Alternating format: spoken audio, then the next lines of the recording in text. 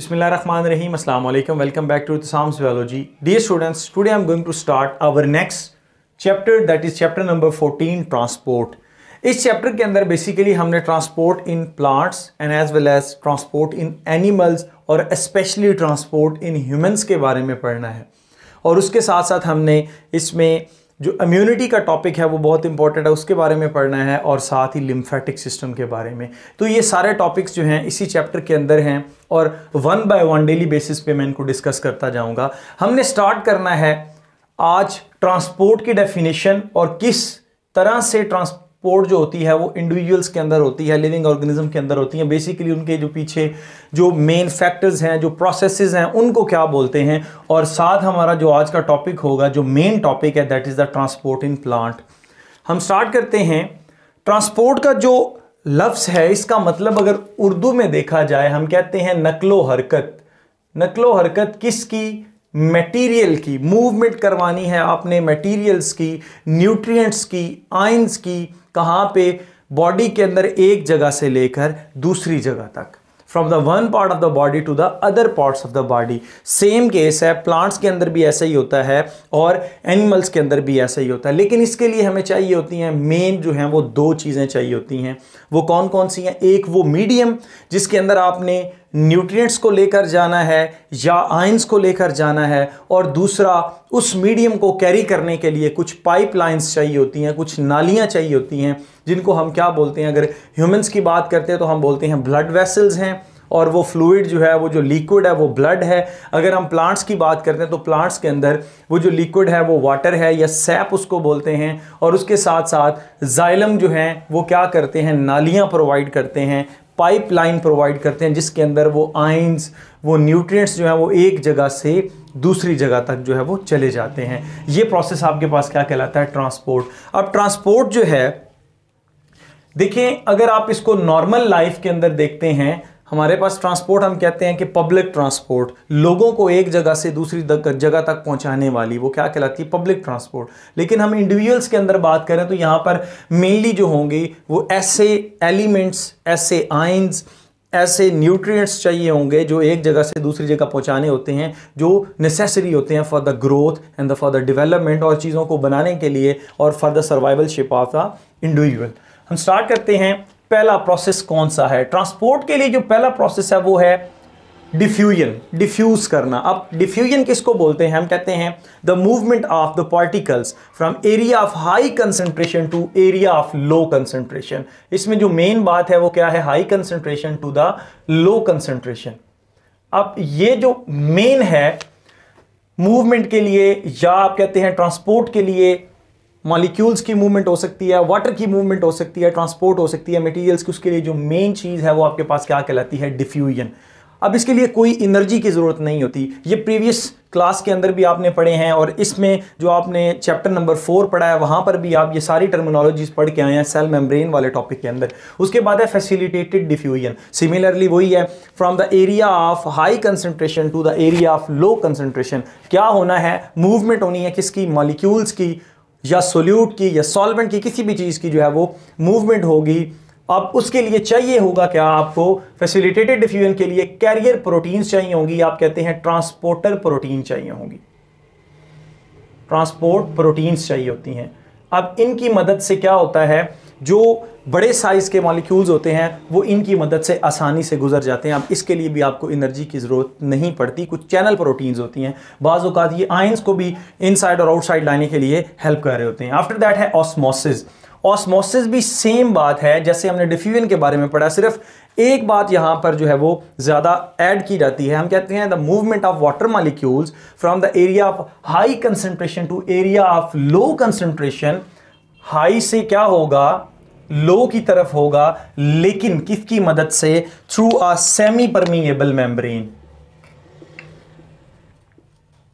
Semi permeable membrane से जब movement होगी वो आपके पास क्या कहलाती है? ऑस्मोसिस कहलाती है। उसके बाद आता है एक्टिव ट्रांसपोर्ट। एक्टिव ट्रांसपोर्ट क्या होगा? From the area of lower concentration to area of high concentration with the expenditure of ATP. तो एरिया ऑफ लो से क्या होगा? एरिया ऑफ हाई की तरफ होगा, और उसके लिए ज़रूरत क्या होगी? किस चीज़ की होगी? मेनली एटीपी जो है वो नेसेसरी होगी, एनर्जी लगा के। अब इसी की आगे फिर दो टाइप्स हैं, एंडोसाइटोसिस और एक्सोसाइटोसिस। सेल के अंदर मटेरियल को लेकर आना, न्यूट्रिएंट्स को लेकर आना, वो क्या कहलाता है, एंडोसाइटोसिस कहलाता है। और सेल के बाहर उसको भेजना, वेस्ट मटेरियल बना के भेजना, वो आपके पास क्या कहलाता है, एक्सोसाइटोसिस। इट्स मीन कि जैसे कोई बड़े मॉलिक्यूल्स हैं उनको आप सेल के अंदर लाएंगे with the help of membrane invagination. Membrane क्या कर जाती है, इस तरह से इनवेजिनेट कर जाती है और मटेरियल जो है वो अंदर आता है, ये चीज़ क्या कहलाती है, एंडोसाइटोसिस। इसी तरह से एक्सोसाइटोसिस भी जो है वो किया जाता है, किस तरह से कि सेल के अंदर से मटेरियल्स को बाहर भेजा जाता है, ये आपके पास क्या कहलाता है, एक्सोसाइटोसिस। इसमें ज़्यादातर जो है वो बड़े मॉलिक्यूल्स होते हैं, बहुत बड़े पार्टिकल्स, फूड पार्टिकल्स हो सकते हैं, लिक्विड पार्टिकल्स हो सकते हैं, जो सेल के अंदर और सेल के बाहर उन्होंने मूव करना होता है। यही वो 3-4 मेन चीज़ें हैं जिसकी वजह से क्या होती है कि पूरी की पूरी बॉडी के अंदर, चाहे वो प्लांट बॉडी हो चाहे वो एनिमल बॉडी हो, उसके अंदर ट्रांसपोर्ट हो रही होती है। ये मेन फंडामेंटल उसके जो प्रिंसिपल हैं, जो प्रोसेसेस हैं, वो ये होते हैं। उसके बाद हमने बात करनी है ट्रांसपोर्ट इन प्लांट्स के अंदर। प्लांट्स के अंदर भी ट्रांसपोर्ट होती है क्योंकि वो भी लिविंग ऑर्गेनिज्म हैं, प्लांट्स को भी न्यूट्रिएंट्स की ज़रूरत होती है, प्लांट्स ने भी अपने मटेरियल को एक जगह से दूसरी जगह ट्रांसफ़र करना होता है। तो इसके लिए जो मेनली रोल प्ले कर रही होती हैं वो होती हैं आपके पास रूट्स। रूट्स का काम सिर्फ प्लांट्स को एंकर करना ही नहीं होता। सबसे पहली बात तो यह है कि प्लांट को ये क्या करती हैं, एंकर करती हैं। अब एंकर से क्या मतलब है, प्लांट्स को गाड़े रखती हैं, इधर उधर नहीं गिरने देती। अगर इतना बड़ा प्लांट खड़ा है तो वो किसकी बेस पे खड़ा है, रूट्स की बेस पे खड़ा है। अब रूट्स जो है वो निकलती कहाँ से हैं, ये फॉर एग्जांपल आपके पास एक सीड है, तो ये सीड में रेडिकल है, ये प्लोम्यूल, प्लोम्यूल से शूट निकल जाएगी, रेडिकल से रूट निकल जाएगी। तो इस तरह से ये नीचे की तरफ करती हैं, जियोट्रॉपिज्म शो करती हैं, पॉजिटिव जियोट्रॉपिज्म। तो ये टूवर्ड द सॉइल जाती हैं, टूवर्ड द वाटर जाती हैं, नीचे की तरफ जाती हैं। तो ये आपके पास क्या कहलाती हैं, रूट्स। अब एंकरेज के साथ साथ देखिए मैंने आपको बताया है ये जियोट्रॉपिज्म करती हैं, हाइड्रोट्रॉपिज्म करती हैं, मतलब क्या, मूवमेंट करती हैं टूवर्ड द वाटर, वाटर की तरफ जाएंगी, नीचे की तरफ जाएंगी। अब नीचे जाने का इनका मकसद क्या होता है, ताकि जो वाटर है उसको क्या किया जा सके, एब्जॉर्ब किया जा सके। और वाटर के साथ साथ ये जो मेन काम कर रही होती हैं, ये मिनरल एब्जॉर्प्शन कर रही होती हैं, मिनरल को एब्जॉर्ब कर रही होती हैं, वो मिनरल जो, वो न्यूट्रिएंट्स जो प्लांट्स के लिए बहुत ज़्यादा ज़रूरी होती हैं। और साथ ही साथ ये क्या कर रही होती हैं, वाटर को भी इनटेक कर रही होती हैं।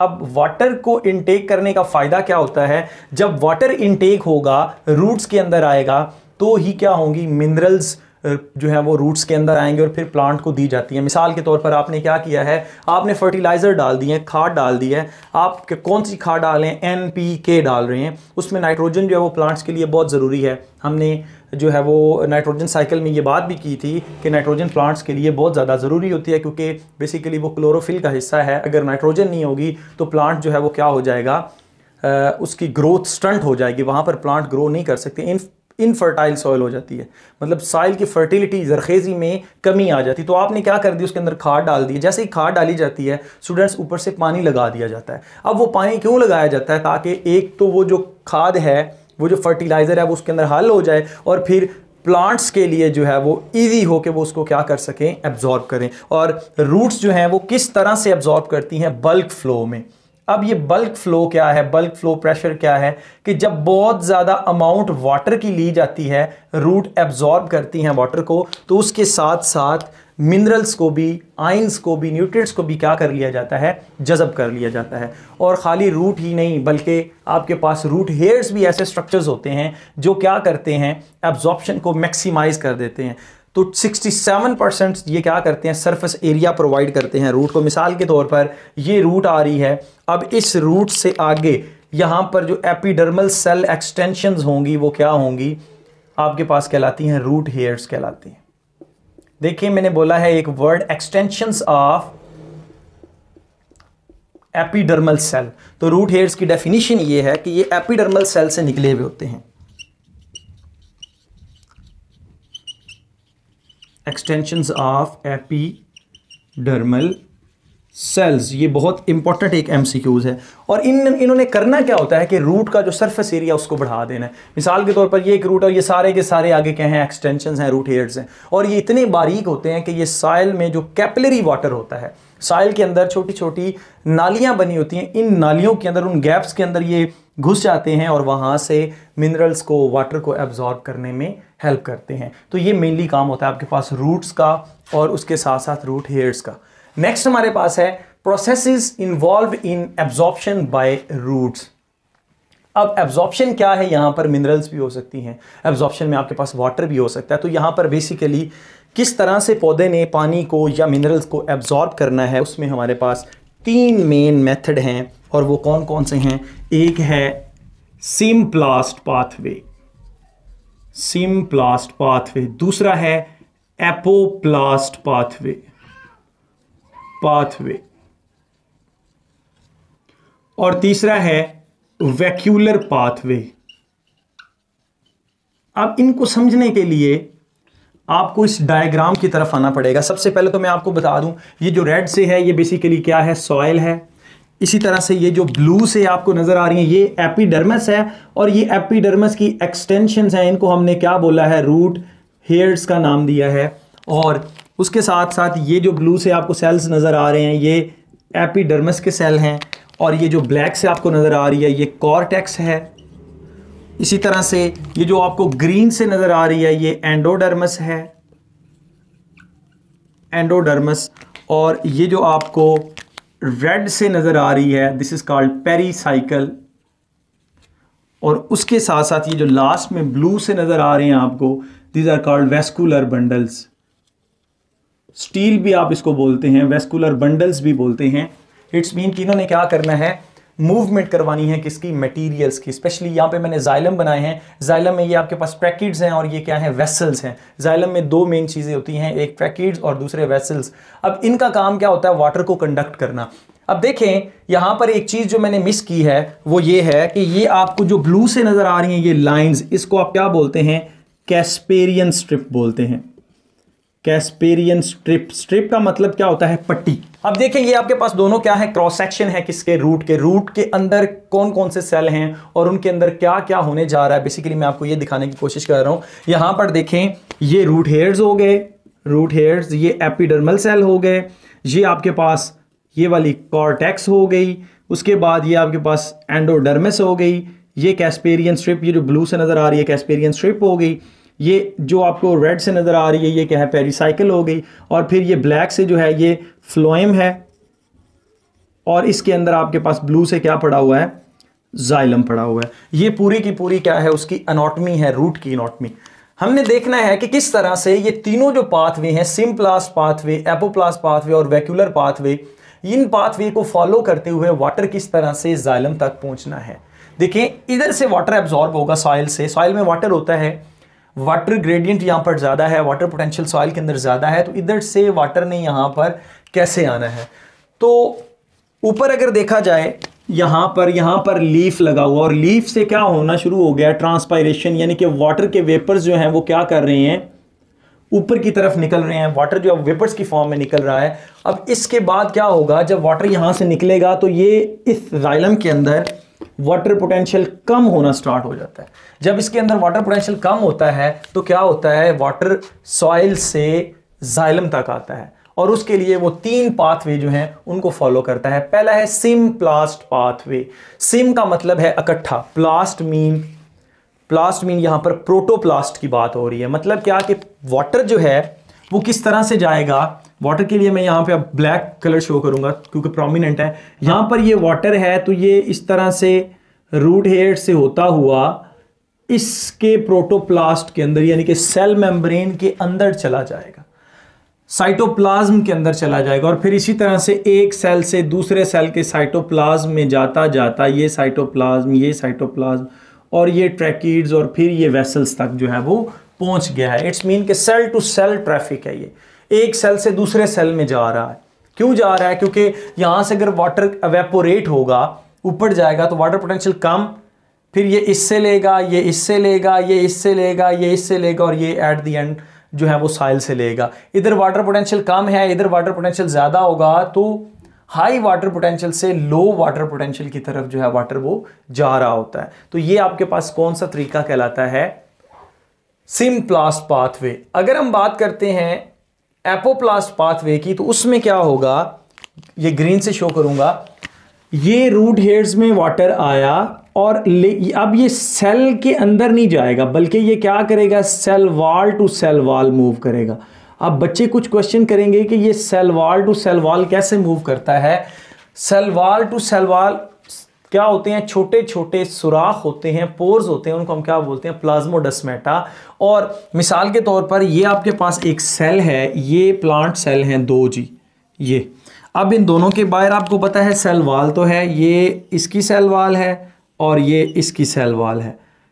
अब इन दोनों सेल वॉल के अंदर क्या होता है, छोटे छोटे सुराख होते हैं, छोटे छोटे पोर्स होते हैं, उनको प्लाज्मोडेस्माटा बोलते हैं। मिसाल के तौर पर इसने इस सेल से वाटर लिया तो ये इतनी जगह है, सेल वॉल और सेल मेम्ब्रेन के अंदर इतनी स्पेस है, और फिर ये इस तरह से नेक्स्ट सेल में जो है वो मूव कर जाएगा। This is called apoplast pathway. अब एपोप्लास्ट पाथवे जो है ना, यहाँ पर ये इंपॉर्टेंट पॉइंट है, ये एंडोडर्मिस तक जो है वो जा सकता है, एंडोडर्मिस से आगे नहीं जा सकता। यहां पर आप ध्यान से देखें तो ये जो आपको नजर आ रही है ब्लू कलर से, इसने क्या किया हुआ है, cell wall to cell wall एक खास किस्म का एक गेट बनाया हुआ है, एक बैरियर बनाया हुआ। अब यहां से वाटर अंदर नहीं जा सकता, यहां से वाटर को कौन सा वे इख्तियार करना पड़ता है, सिम्प्लास्ट पाथवे। तो एपोप्लास्ट पाथवे में क्या हो रहा है, एपोप्लास्ट जो है जब वो पहुंचता है किधर, एंडोडर्मिस तक पहुंचता है, तो एंडोडर्मिस के बाद उसने इस कैस्पेरियन स्ट्रिप को, जो कि सुब्रिन से मिलकर बनी है, वैक्स से, ऑयली मटेरियल से मिलकर बनी है, मतलब कि वाटर के लिए इम्परमिएबल है, उसने वाटर के लिए क्या कर दिया है, एक बैरियर कर दिया है। ये H2O जा रहा था, ऐसे जा रहा था, अब इसके आगे नहीं जा सकता। तो इसके आगे ये कैसे जाएगा, यहां पर ये कौन सा वे इख्तियार करेगा, सिम्प्लास्ट पाथवे का। वाटर जो है ये फिर आगे आपके पास क्या है, कैस्पेरियन स्ट्रिप है, ये दरमियान से जो है ना, दरमियान से यानी कि प्रोटोप्लास्ट जो है, ये मेम्ब्रेन जो है, इधर तक वाटर फिर नेक्स्ट किधर आएगा, सेल के अंदर आ जाएगा, सेल के अंदर आएगा। यानी कि यहां पर कौन सा पाथवे जो है वो यूज किया जाता है, सिम्प्लास्ट पाथवे। पीछे कौन सा था, एपोप्लास्ट। मीन टू से देखें cell wall to cell wall चल रहा था, यहां तक मैंने आके रोक दिया। अब आगे ये नहीं जा सकता क्योंकि आगे ये क्या है, एक बैरियर है, इस बैरियर ने cell wall to cell wall move नहीं करने देना। तो यहां पर अब वाटर क्या करता है, सीधा इस सेल के प्रोटोप्लास्ट के अंदर आता है, फिर नेक्स्ट उसी तरह से प्रोटोप्लास्ट, और फिर जो है वो जाइलम तक पहुंच जाता है। ये आपके पास क्या कहलाता है, एपोप्लास्ट पाथवे कहलाता है। और उसके बाद हमने थर्ड की बात करनी है, वैक्यूलर पाथवे।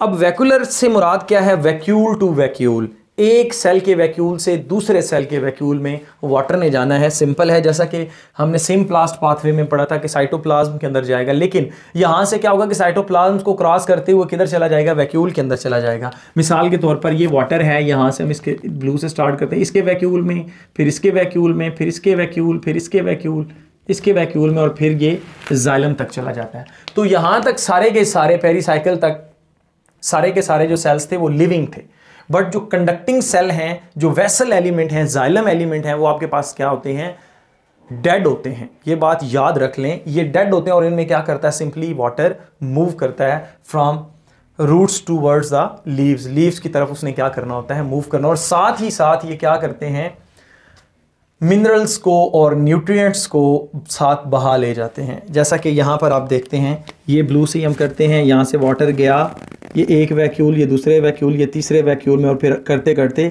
उसने जाइलम तक पहुँच जाना, और फिर जाइलम ने क्या कर देना, उसको नीचे से ऊपर की तरफ लेकर जाना है। यहां तक हमने बात तो कर लिया वाटर की, जिसमें हमने सिंपली पाथवे को देखा है, लेकिन हमने इन प्रोसेसेस को अभी तक स्टिल छेड़ा नहीं है इसके अंदर। अब क्या होता है, बहुत सारे जो वाटर मॉलिक्यूल्स हैं वो आसानी से चले जाते हैं, उसके साथ साथ जो आयंस ने जाना है, जो मॉलिक्यूल्स दूसरे हैं, बड़े मॉलिक्यूल्स, उन्होंने जाना है, कुछ तो डिफ्यूजन के थ्रू जाइलम तक पहुंच जाते हैं।